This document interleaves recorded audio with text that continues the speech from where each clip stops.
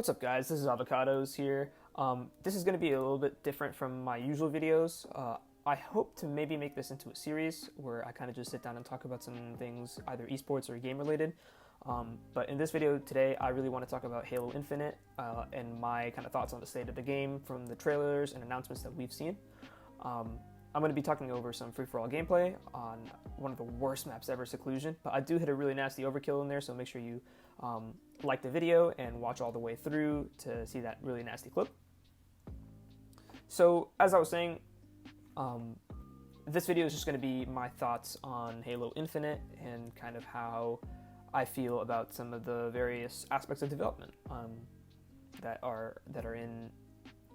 have been introduced by 343. So the first big thing I really want to talk about is the Halo Infinite delay. So a couple days ago, maybe 3 or 4 days ago, 343 and the Halo Twitter account, they announced that Halo Infinite will no longer be releasing in 2020, and it's going to be releasing in 2021 instead. If I'm being really honest with you, I am pretty disappointed just because it has been 5 years since we've got a new Halo, and typically the average lifespan for Halo is around 3 to 4 years. So we are a little bit late in the production process already. However, I do think that delaying the game will make it better. I think for a lot of people, I'm not one of these people, but for a lot of people, there's been a very, very large concern about graphics and shading. And even though 343 announced that they were going to put out a ray tracing update like a couple months after the initial launch, just so that it runs better on Xbox Series X, I think a lot of people were still disappointed with the state of the graphics. And I'm not one of these people, but I definitely do understand that concern. You buy a new console or PC to make a game look really, really great, especially for a new generation game, and it doesn't end up how you want it to look. So I really do understand that concern. And I think having that delay will definitely fix it. If I had to guess, and this isn't any confirmed information at all, this is just a pure guess, the new release date for Halo Infinite will be around, I think, either like that Easter weekend, so around April, or late summer or mid to late summer in 2021.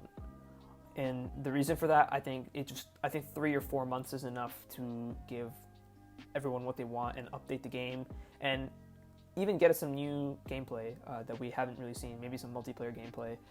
And I know that a lot of people, myself included, are really, really itching to kind of see how some of the different abilities are going to work in multiplayer. So I think having that multiplayer beta would be really, really crucial, and I'm really, really looking forward to it. So hopefully they get that out soon. The other positive, in my mind, with the Halo Infinite delay is that with this extra time, even though Halo Infinite devs have said that there wouldn't be a beta for the game, now we have the possibility of that flight test or play test or whatever it's called existing in the first place. So 343 did announce that just due to COVID concerns, we probably won't be able to get a beta, but now with this extra time, hopefully they have the manpower and they feel comfortable enough to allow us to implement a beta or playtest of some sort, so that we can kind of see and get our hands-on experience with the gameplay before it comes out, and hopefully get our input in to the devs so they can make any tweaks as necessary. I always like to say a bad game that is released on time is going to be bad initially, and that's probably going to be remembered more. But a good game that comes out late, even though it comes out late, it's going to be good forever. So I really, really want Halo Infinite to be the best possible game whatsoever, and I understand that a lot of people are angry, but I think if this delay makes Infinite one of the best games we've ever seen, it's completely worth it. So some of the other topics I wanted to talk about related to Halo Infinite were just kind of some of the gameplay mechanics and a couple of other things that we've seen. So the big thing about Halo Infinite, especially on Twitter, is the grappling hook. I've seen a lot of really, really mixed reactions about with the grappling hook. Some people think it's awesome. It adds that advanced movement that people really, really want. Other people think it's horrendous just because they think it's like ripping off of like Blackout or Apex Legends Pathfinder. So I understand those concerns, and my big concern is like I don't really care if there's a grapple or not. I just want to see it balanced for PvP or for multiplayer. And 343 has come out and said that most likely they're going to make tweaks to how the grapple is going to function, and it won't be on the player at the start of a match. So that leads me to believe that maybe they could do like some kind of power weapon thing with the grapple, where like the grapple's like a power ability maybe. That could be a possibility. Another kind of thought I have on this is that the grapple could be used as like a equipment pickup, kind of similar to like the Halo 3 equipment system with the bubble shields and power drains, but instead of bubble shields and power drains, we have the shield that we saw in the beta that you can shoot through, as well as the grappling hook. So I think leave a comment below and just give me your thoughts on the grapple hook. I'm actually really interested to see kind of how people feel about it. I, for one, definitely don't really care as long as it's implemented properly, but I know a lot of people do have a lot of concerns. The next thing, which is kind of related to the grapple, is this debate of sprint versus no sprint. And look, you may love Halo 2, you may love Halo 3. I love both those games. Halo 3 is my favorite video game of all time. But having sprint just makes games play faster, and these slower paced games are not captivating enough for a lot of players. And so what we get is just this kind of split in the community. And I think in order for Infinite to be the biggest game possible, which I really want it to be for the sake of esports and just multiplayer and competitive in general, sprint is kind of necessary just because it attracts people from those other game bases who play, such as Call of Duty, for example, or maybe even Fortnite or Apex Legends, and they have that advanced movement. Halo Infinite can attract these people to the game just by having that sprint and having those mechanics, as well as the free multiplayer, which I'll talk about in a bit. But I honestly think that sprint is super, super necessary in order to just make the game as widespread as possible. So no sprint people, I'm really, really sorry.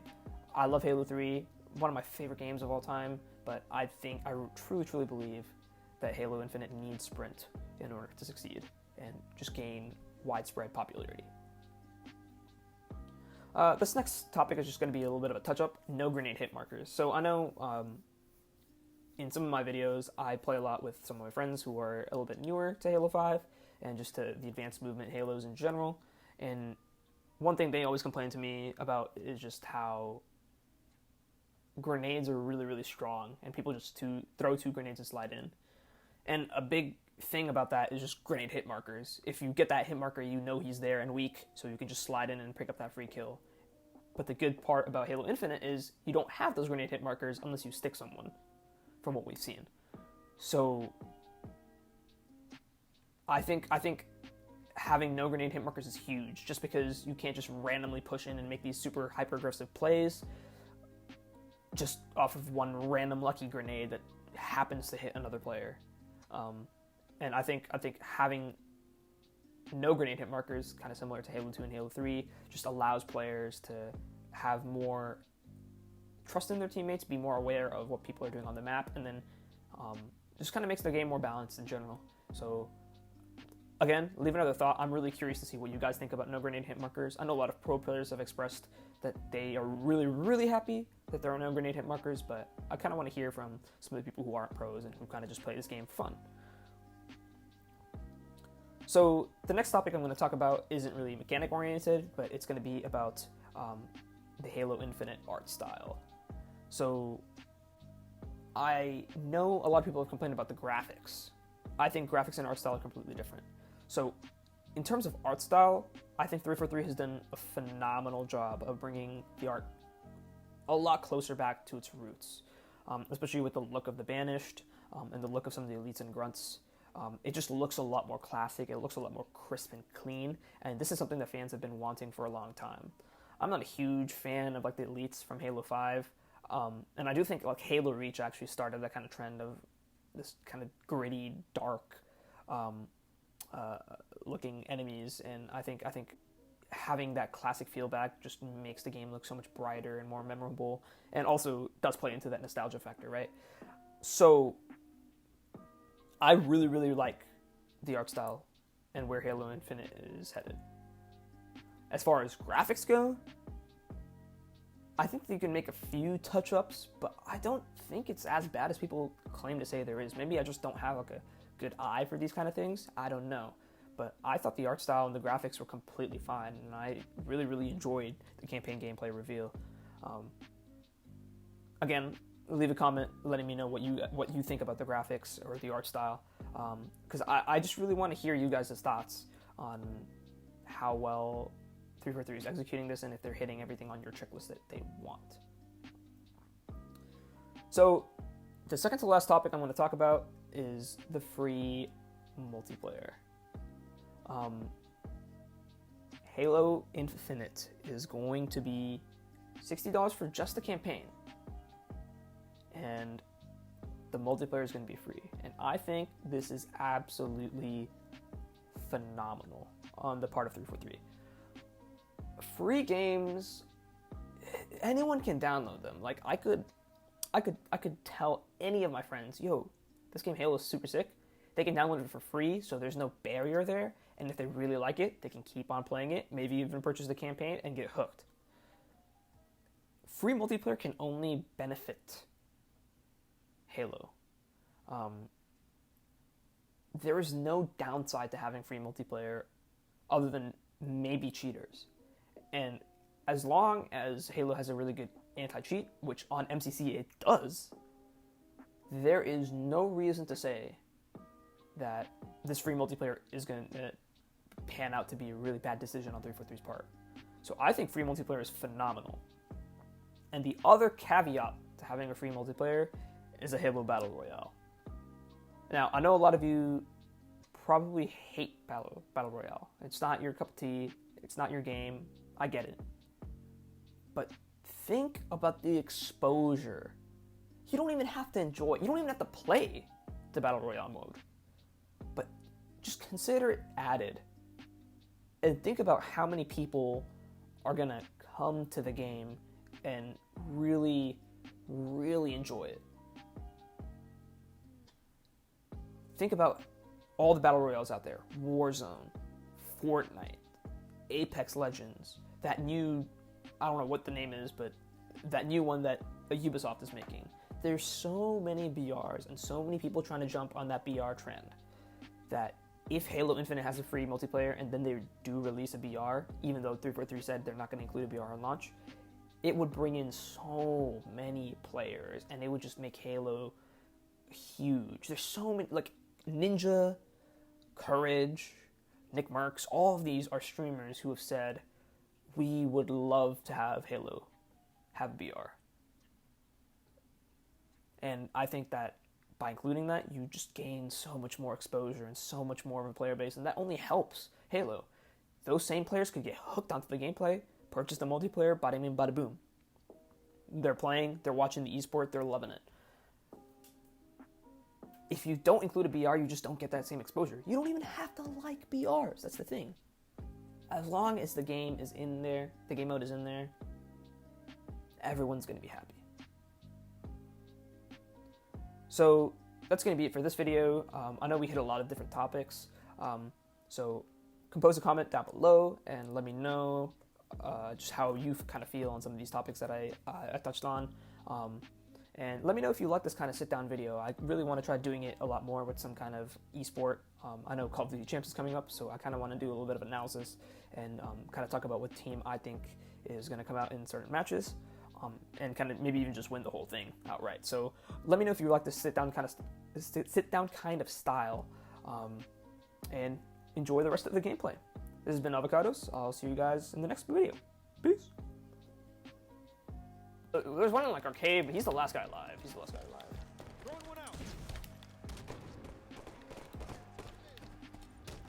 I'm not entirely sure what he is, but I'll block the spawn.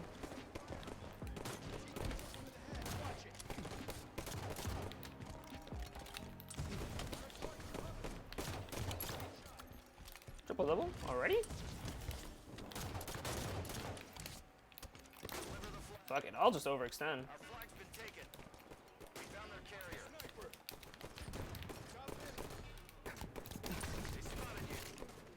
I'll just overextend, bro, all day.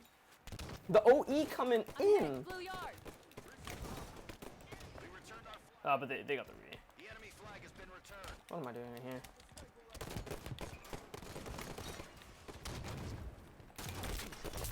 Okay. 5 minutes remain. Not really. I honestly do not know what happened there. Oh, the entire enemy team. They're just flying. They just all flew in. They just all flew in. I went from 13 and 8 to 13 and like 11. Stop bugging me.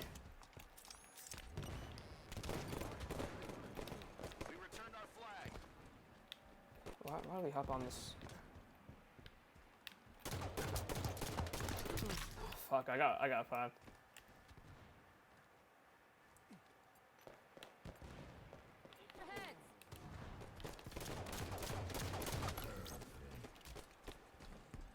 Okay, did we clear out our base? Yes, we did. Oh, I need it. I need to live. Heal! Alright. Oh my god. He's one! He's just one! Just flew with rockets.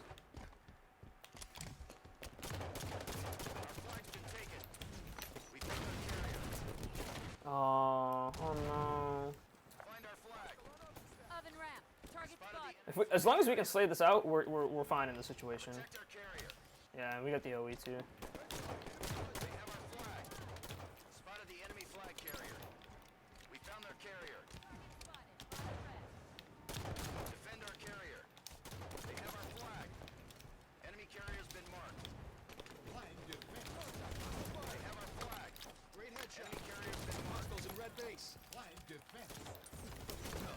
I really wanted that triple, huh?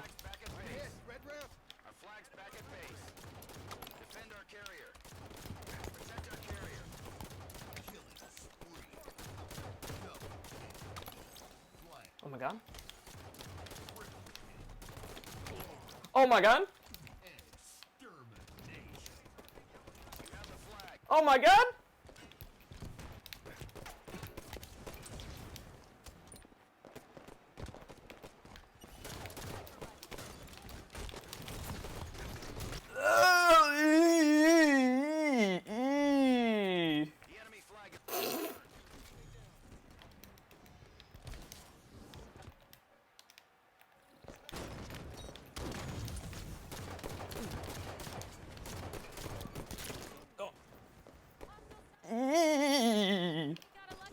Also, my game gave me the worst. 10 seconds to rocket launcher.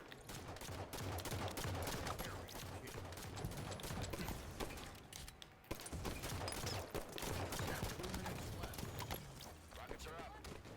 Our flag's been taken. We found their carrier. Okay, whatever. We found their carrier. It gave me the worst, and I mean the worst heavy aim when I was trying to get that kill on rocks. It was so awful. Who's watching? Nice. We have really good map control right now. Provided I don't die right there. I did. Surprise! Hostile fire. Oven ramp. Yo, we're getting all these YouTube games to stream. Like, you love to see this. Defend our carrier. No one's watching our rocks. No one's watching our rocks. We found their carrier. Flag defense. They have our flag. Fuck, bro. I want these multi-kills, you know what I'm saying? Our flag's been I'll take the assist, though. This should be a GG. Like, or they can just run it in. Find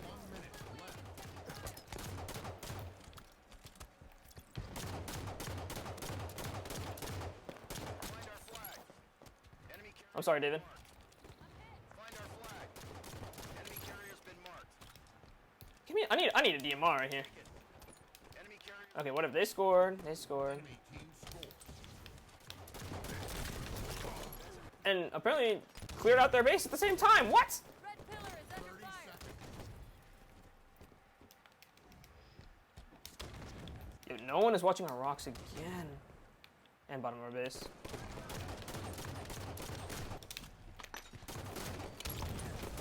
have our flag. One down. We found their carrier.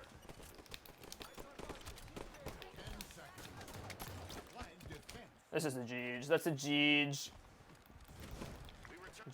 GG's. GG's. Let's go. Wasn't clean, but we got that. We got that done.